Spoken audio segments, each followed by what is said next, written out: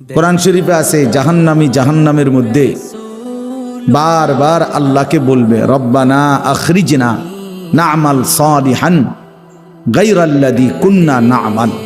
আল্লাহ আপনি আমাকে কিছু সময়ের জন্য দুনিয়ায় ফেরত যেতে দেন, যদি যেতে পারি আমি নেক আমল করব।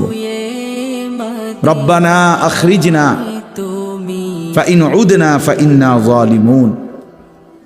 জাহান্নামী বলবে আল্লাহ আমারে কিছু সময়ের জন্য জাহান্নাম থেকে বের করেন, এবার যদি ফিরে গিয়ে আবারও অন্যায় করি পাপ করি তাহলে আমি বড় বেশি জালেম, এরপরে আপনি আমারে তার চাইতে কঠিন শাস্তি দিয়েন, কিন্তু এবার একটু সুযোগ দেন আরেকবার।